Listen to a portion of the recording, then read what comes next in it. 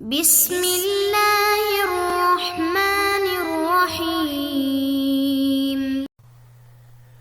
اللهم صل على سيدنا ومولانا محمد افضل صلواتك بعدد معلوماتك وبارك وسلم وصل عليه۔ بسم اللہ الرحمن الرحیم۔ عزیز طلباء کرام، جامع السنن الترمذی کے دوسرے جلد ابواب الاطعمۃ عن رسول اللہ صلی اللہ علیہ وسلم، اس سے بحمد اللہ تعالی آج ہمارا دوسرا سبق ہے۔ تو بڑھتے ہیں اپنے سبق کی طرف۔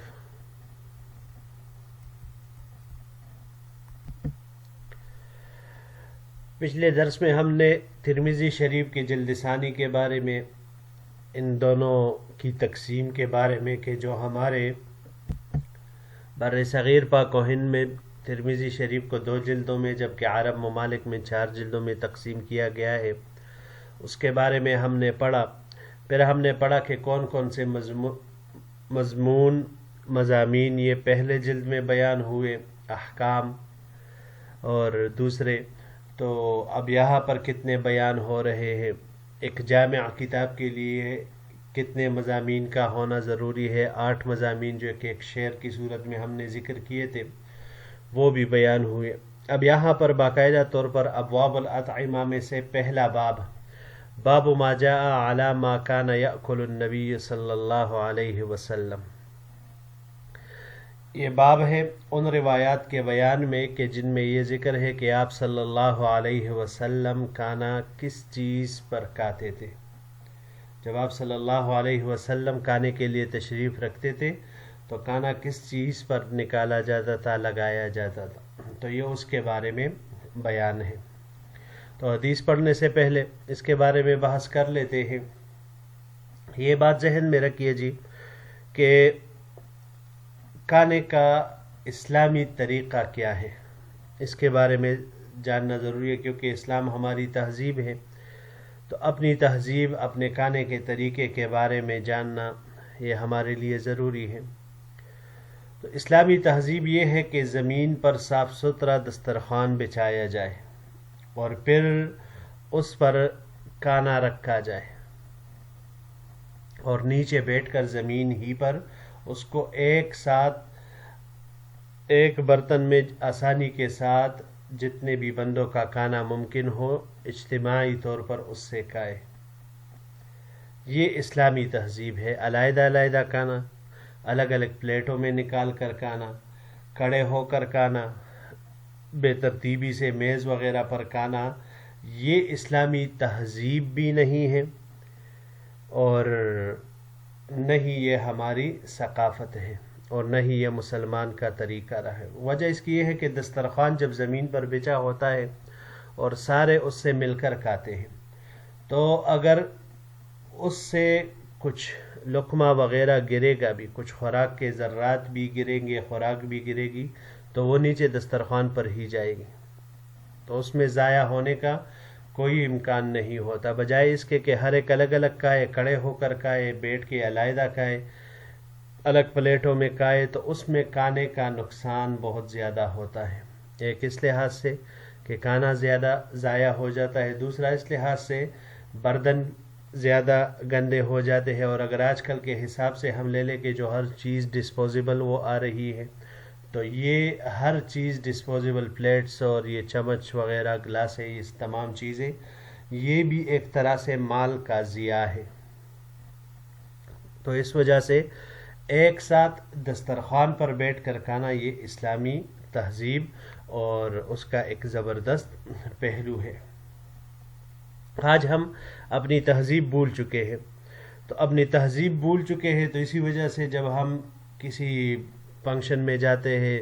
شادی ہال وغیرہ میں جاتے ہیں، تو وہاں پر کبھی کھڑے ہو کر کھانا کھانے کو ملتا ہے، کبھی میز پر، اکثر میز پہ کھانے کو ملتا ہے، دوسری چیزیں وغیرہ ہوتی ہے۔ یہ ہمارے اسلامی طریقے نہیں ہیں، نہیں ہمارے تہذیب ہے، بلکہ یہ غیروں کے طریقے ہیں جو کہ اب ہم نے اختیار کر لی ہے اور اپنی تہذیب کو وہ بھول چکے ہیں۔ میز پر کھانا اس لیے کھاتے ہیں تاکہ کھاتے وقت زیادہ جھکنا نہ پڑے۔ یہ وہ لوگ کرتے ہیں جو کہ صاحب حیثیت اور مال حال والے ہوتے ہیں تو وہ لوگ ایسے کرتے ہیں. پھر دوسری طرف اگر دیکھا جائے کہ جو بالکل گوار قسم کے لوگ ہوتے ہیں تو وہ نہ دسترخوان کی پرواہ کرتے ہیں نہ دوسری چیز کی، بس جیسے ان کو کھانے سے مقصود ہوتا ہے، کھانا ملے، کھڑے ہو کے ملے، بیٹھے ملے، لیٹے ملے، دسترخوان پہ ملے، میز پہ ملے، جہاں پر بھی ملے ان کو کھانے سے مطلب ہوتا ہے تو وہ ہر طرح سے کھانا ہر جگہ پر کھا لیتے ہیں، ہر طریقے سے، دسترخوان بچھانے کی بھی ان کو ضرورت نہیں ہوتی. تو بہرحال یہ اسلامی تہذیب نہیں ہے. مسلمان یہ سلیقہ مند ہونا چاہیے اور اسلامی تہذیب کے مطابق اس کو اپنے کھانے کا نظام وہ بنانا چاہیے. جی بڑھتے ہیں اس حدیث کی طرف، حدیث پڑھتے ہیں، پھر انشاءاللہ العزیز اس پر بحث کریں گے. حدثنا محمد بن بشار حدثنا معاذ بن هشام حدثني أبي عن يونس عن قتادة عن أنس قال ما أكل رسول الله صلى الله عليه وسلم على خوان ولا في سكرجة ولا خبز له مرقق. محمد ابن حشار نے روایت بیان کی ہے، وہ فرماتے ہیں معاذ ابن ہشام نے، وہ کہتے ہیں کہ ہمیں روایت کی ہے ان کے والد نے یونس سے، اور یونس فرماتے ہیں کہ انہوں نے ابو قتادہ رحمہ اللہ سے، اور ابو قتادہ نے حضرت انس ابن مالک رضی اللہ تعالی عنہ سے روایت نقل کی ہے کہ آپ صلی اللہ علیہ وسلم نے، حضرت انس رضی اللہ تعالی عنہ فرماتے ہیں کہ آپ صلی اللہ علیہ وسلم نے کبھی بھی میز پر کھانا نہیں کھایا، علی خوان ولا فی سکرجۃ، سکرجہ، اس کی تحقیق کے بارے میں انشاءاللہ بعد میں حدیث کے بعد تحقیق کریں گے. سکرجہ، اور نہ آپ صلی اللہ علیہ وسلم نے چھوٹی تشتری میں کھایا، ولا خبز له مرقق، نہ آپ صلی اللہ علیہ وسلم کے لیے باریک چپاتی وہ پکائی گئی روٹی. قال فقلت لقتادہ فعلى ما كانوا يأكلون على قال على هذه السفر. تو یونس فرماتے ہیں کہ میں نے ابو قتادہ سے پوچھا کہ پھر دور نبوی میں صلی اللہ علیہ وسلم میں لوگ کس چیز پر کھانا کھاتے تھے. فعلى ما كانوا يأكلون، دور نبوی میں لوگ کس چیز پر کھانا کھاتے تھے. قال على هذه السفر، تو حضرت قتادہ رحمہ اللہ نے فرمایا کہ انہی چمڑے کے دسترخوانوں پر کھانا رکھ کر وہ کھایا جاتا تھا، وہ لوگ اسی پر کھانا رکھ کر کھاتے تھے. قال ابو عیسیٰ هذا حدیث حسن غریب قال محمد بن بشار ویونس هذا هو یونس الاسکاف. امام ابو عیسیٰ فرماتے ہیں کہ یہ حدیث حسن غریب ہے، اور محمد بن بشار فرماتے ہیں کہ یونس جو یہاں پر روایت میں یونس آیا، اس سے مراد یونس الاسکاف ہے. وقد روی عبد الوارث ابن سعید عن سعید ابن ابی عروبۃ عن قتادۃ عن انس عن النبی صلی اللہ علیہ وسلم. اس حدیث میں جی بنیادی طور پر 3 مضامین ذکر ہوئے. پہلا مضمون ما اکل رسول اللہ صلی اللہ علیہ وسلم علی خوان. دوسرا مضمون اسلامی تہذیب کے بارے میں، ولا فی سکرجۃ، یعنی الگ الگ کھانا وہ نہیں تھا. اور تیسری چیز کہ آپ صلی اللہ علیہ وسلم کے لیے کبھی بھی باریک آٹے کی روٹی وہ نہیں پکائی گئی. یہ 3 مضامین اس حدیث میں وہ بیان ہوئے. لیکن اس سے پہلے ہم ان الفاظ کی تھوڑی سی تحقیق کر لیتے ہیں. پہلا یہاں پر خوان ہے. خوان، اسے خوان خا کے ضمے کے ساتھ اور کسرہ کے ساتھ دونوں طرح سے یہ پڑھا جا سکتا ہے، لیکن خا کے کسرے کے ساتھ یہ زیادہ افصح ہے، اسی وجہ سے ہم نے بھی اسی کو ترجیح دی، ورنہ اکثر بعض کتابوں میں خوان خا کے ضمے کے ساتھ بھی وہ ذکر ہے. سکرجہ، سکرجہ سین کاف یہ مضموم اور را مشدد مضموم. یہ عربی زبان کا لفظ نہیں ہے، نہ معلوم کہ کس زبان کا لفظ ہے، لیکن اس کے جو معنی ہوتے ہیں پلیٹ، چھوٹی تشتری، رکابی وغیرہ. علماء عام طور پر اس کے 2 مطلب بیان کرتے ہیں. پہلا یہ کہ چھوٹی تشتریوں میں یا چھوٹے پیالوں میں دسترخوان پر جو چٹنی وغیرہ اچار مربع وغیرہ رکھا جاتا ہے، وہ مراد ہے اس سے۔ اور دوسرا جو مطلب بیان کیا جاتا ہے وہ یہ کہ چھوٹی چھوٹی پلیٹوں میں کھانا نکال کر علیحدہ کھایا جائے، یہاں پر یہ دوسرا والا مطلب ہی مراد ہے، کیونکہ یہ دوسرا معنی وہ بہتر ہوتا ہے، جبکہ چھوٹی چھوٹی جو چٹنی وغیرہ ہوتی ہے وہ تو ظاہر سی بات ہے وہ تو رکھی نہیں چھوٹی میں جاتی ہے، بڑی تالیوں میں تو نہیں رکھی جاتی، تو مراد اس سے یہی ہوگا کہ آپ چھوٹے چھوٹے پلیٹوں میں نکال کر ہر کوئی علیحدہ کھانا کھائے۔ تو آپ صلی اللہ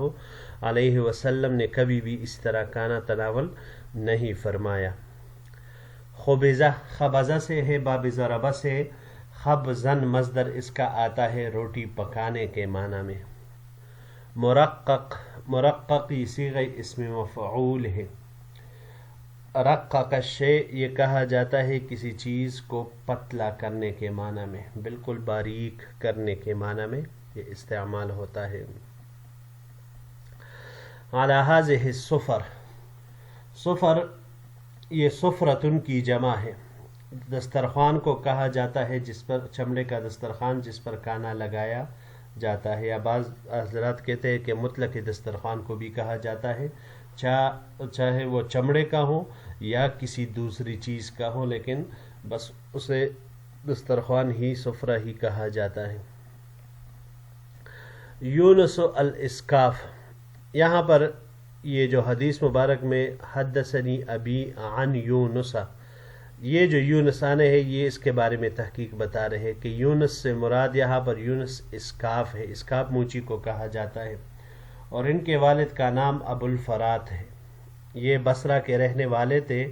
اور ترمذی شریف میں ان کی بس یہی ایک واحد حدیث ہے، تو مراد ان سے یہ وہی ہے۔ جبکہ اس کے علاوہ ایک اور یونس بھی ہے جس کو علامہ ابن عدی رحمہ اللہ اور ابن حبان رحمہ اللہ، علامہ ابن عدی نے غیر مشہور جبکہ ابن حبان رحمہ اللہ نے غیر محتج قرار دیا ہے کہ جو قابل احتجاج نہیں ہے، جو حجت نہیں ہے، جو ثقہ نہیں ہے، تو اس اعتبار سے انہوں نے اس کو وہ غیر محتج قرار دیا ہے، جبکہ یہاں پر یہ جو یونس ذکر ہے یہ وہ یونس نہیں بلکہ اس سے مراد یونس اسکاف موچی ہے۔ اب آتے ہیں اپنے مباحث کی طرف۔ پہلا باس، ما اکل رسول اللہ صلی اللہ علیہ وسلم علی خوان، آپ صلی اللہ علیہ وسلم نے میز ٹیبل وغیرہ پر کھانا نہیں کھایا، کیونکہ یہ اسلامی تہذیب نہیں ہے، اسلامی تہذیب وہ نہیں۔ اب یہ خوان اس کی شکل کیا تھی یا کس اعتبار سے خوان کا ہم اس پر اطلاق کریں گے؟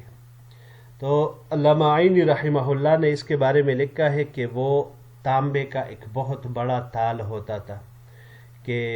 جس کے نیچے تانبے کی ایک کرسی ہوتی تھی جو کہ اسی تال کے ساتھ چپکی ہوتی تھی، اور کرسی کے پایوں کی لمبائی تقریباً 1 ہاتھ ہوتی تھی، زمین سے اونچائی اس کی 1 ہاتھ ہوتی تھی، تو وہ خوان جب لگایا جاتا تھا تو اس کی زمین سے اونچائی 1 ہاتھ کے برابر ہوتی، کئی آدمی اس کے ارد گرد بیٹھ کر وہ اس سے کھانا وہ کھا سکتے تھے، اس کے اوپر کھانا رکھ دیا جاتا تھا اس تھالی میں،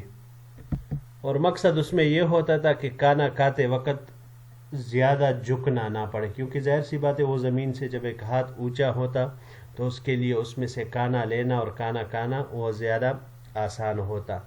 پھر وقت کے گزرنے کے ساتھ ساتھ جب لباس میں تبدیلی آتی گئی اور لباس ایسا پہننا شروع ہوا کہ جس کی وجہ سے زمین پر بیٹھنا دشوار ہو گیا، تو انہوں نے نیچے بیٹھنے کے بجائے کرسیوں کا انتخاب کیا، اور اس کی وجہ سے وہ جو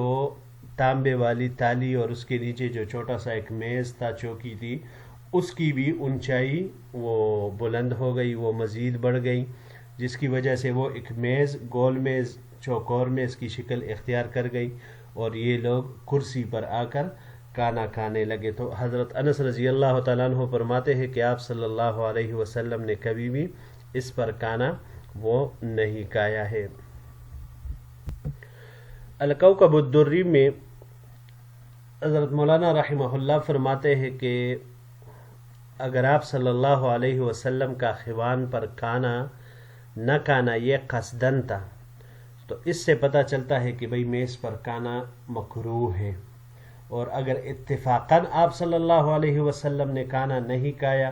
تو پھر میز اور کرسی وغیرہ پر کھانا یہ مکروہ نہیں ہوگا، مگر اس کو پسندیدہ بہرحال پھر بھی نہیں قرار دیا جا سکتا، کیونکہ موجودہ دور کے اعتبار سے یہ متکبرین کی وضع ہے، اور جہاں پر بھی غیروں کے ساتھ مشابہت محسوس ہو وہ مکروہ ہی کہلائے گی۔ ولا فی سکرجت،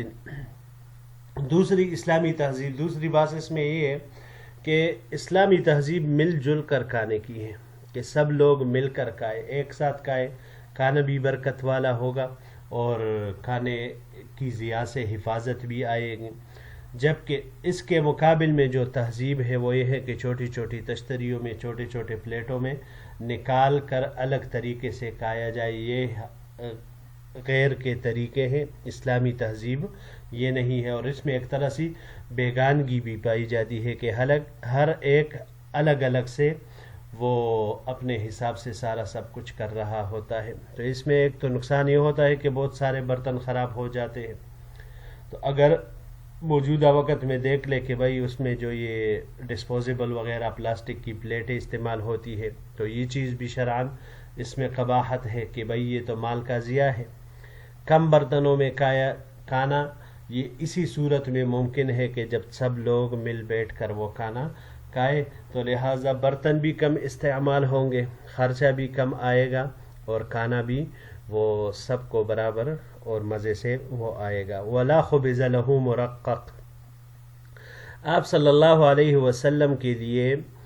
چپاتی باریک آٹے والی چپاتی کبھی نہیں بنائی گئی، کیونکہ اس دور میں چلنی کا رواج نہیں تھا۔ اس زمانے میں جو پیس لیے جاتے تھے، پھر پونک مار کر چھل کے اس کے اڑا دیے جاتے تھے، اور اسی کی روٹی پکائی جاتی تھی۔ تو سادہ دور تھا، تنعم اور تعیش کا دورہ بھی نہیں تھا، نہ ہی کسی کے دماغ میں خیال آ سکتا تھا۔ تو انسان اگر آج بھی اپنے لیے عزم کرے کہ سادہ زندگی گزارنے کی کوشش کروں گا تو سادہ زندگی میں اس کے لیے ایک راحت ہے، اور آج کل کے ان مسائل کی اکثریت